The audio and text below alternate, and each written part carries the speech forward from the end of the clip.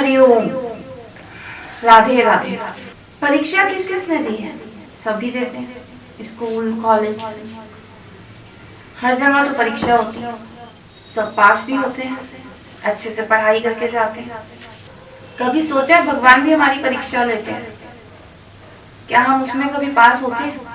आपने कभी सुना है भगवान परीक्षा उन्हीं की लेते हैं जो उन्हें प्यारे होते हैं? जो भगवान का सबसे प्रिय बच्चा होता है ना, भगवान उसी की सबसे ज्यादा परीक्षा लेते हैं। जैसे माँ बाप की दो संतान है और जो प्रिय होता है उसको बहुत सारा धन देते हैं, लास्ट में जाते टाइम या मतलब कुछ भी छोटी मोटी चीजें हो तो माँ बाप अरे नहीं ये लाडला है हमारा, इसको दिला देते हैं, होता है ना। ऐसे भगवान भी हमारी परीक्षा लेते हैं बार बार, हर घड़ी, बस हम उन्हें पहचान नहीं पाते। कई बार होता है हमारा विश्वास उन पे बना रहता है और कई बार होता है हमारा विश्वास टूट जाता है। और जब विश्वास टूटता है तो हमारा क्या होता है? भगवान से भरोसा उठ जाता है। जब विश्वास टूट गया, जब विश्वास ही नहीं रहा तो भगवान पे भरोसा किस बात का रह गया? विश्वास था तो भगवान पे भरोसा था ना। जब भरोसा टूटा तो भगवान से विश्वास भी टूट गया। मान लो भगवान ने आपको कोई कष्ट दिया, आप सहे जा रहे हो, सहे जा रहे हो, सहे जा रहे हो, एक सीमा होती है ना अपने अंदर। भगवान आपकी परीक्षा इसीलिए इतनी ज्यादा लेता है कि देखो ये बंदा कहाँ तक टूट जाएगा, कहाँ तक इसकी सहन शक्ति, इसकी कॉन्शियस अलाउ करती है।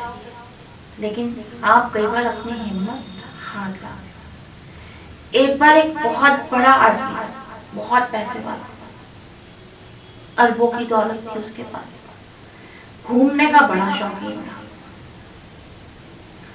उसने एक बार अपने स्पेशल घूमने के लिए एक नाव बनवाई और नाव लेके वो चल दिया समुद्र में घूमने।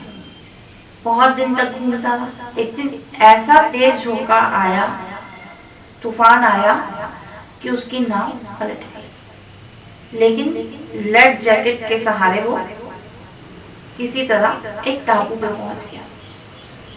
टापू बिल्कुल वीरान, कोई नहीं था उस टापू पे, बिल्कुल सुनसान। जीने के लिए लेकिन कुछ तो चाहिए ना, उसको भी चाहिए था। पहले तो बड़ा परेशान था कि भगवान मैं तो घूमने निकला था पर तुमने मेरे साथ क्या किया। लेकिन विश्वास नहीं टूटा, शिकायत की कि ये तुमने क्या किया। अब जी कोई बात नहीं, थोड़ा आगे चला, उसे पेड़ बेल फल फ्रूट जो मिला वो देखता जा रहा था और घूमता जा रहा था कि शायद वहां से निकलने का कोई रास्ता मिल जाए। लेकिन उसे कोई रास्ता नजर नहीं आया, कुछ नजर नहीं आया। तो उसने क्या किया, फल बेल पौधे खा के ही अपना गुजारा करने लग गया। खाने के लिए और जीने के लिए कुछ तो चाहिए इंसान को, तो वो वही काम करने लग गया। उन्हें खाता जीता, धीरे धीरे उसका विश्वास क्या होने लगा, डगमगाने लगा कि अब तो जो कुछ है मुझे यहीं रहना है, बस अब मेरी कोई मदद करने नहीं आएगा। क्या नहीं होगा उसका, कोई उसकी मदद करने नहीं आएगा। अब उसने सोचा ऐसे कब तक मैं इधर उधर भटकता रहूंगा। उसने वो जो बेलें थी, पेड़ थे, उनकी टहनियों से एक छोटी सी झोपड़ी बनाई और सोचा आज से मैं इस झोपड़ी में रहूंगा। क्या करूंगा, आज से इस झोपड़ी में रहूंगा। रात हुई, इतनी तेज बिजली कड़की, इतनी तेज बिजली कड़की कि उस झोपड़ी पे गिरी और वो झोपड़ी देखते ही देखते राख में बदल गई। बिजली गिरी थी ना उसमें, वो राख बन गई, जल गई सारी। अब वो आदमी अपने सर पे हाथ मारता है और कहता है, हे प्रभु तुझसे मेरा इतना भी सुख नहीं देखा गया, अब बता मैं क्या करूंगा। मैं सोच रहा था आज मैं यहाँ पूरी रात इस झोपड़ी में सोऊंगा, लेकिन तुमसे मेरा ये सुख भी नहीं देखा। विश्वास टूट गया। क्या हुआ, विश्वास टूट सहन शक्ति पार हो गई। जब वो भगवान से ये सब बातें कर रहा था तभी वहां पे नाव से दो आदमी आए और बोले, हम दूसरे टापू से आए हैं और आपकी झोपड़ी जलते देख हमें पता चला इस टापू पे कोई है। अगर हम आपकी झोपड़ी जलते हुए नहीं देखते तो हमें कभी पता ही नहीं चलता इस टापू पे कोई है। हम आपको बचाने आए हैं।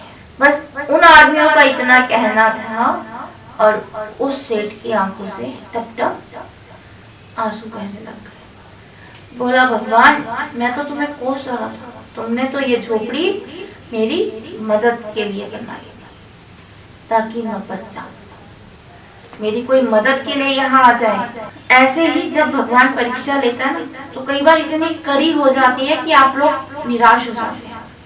आपको खुद नहीं पता होता कि भगवान किस परीक्षा में आपकी मदद कर रहा है। अरे जब इस दुनिया में लाने वाला पिता ही अपने बच्चों को दुख में नहीं देख सकता तो वो तो परम पिता है। वो अपने बच्चों को जिंदगी भर दुख में कैसे देखेगा? कभी।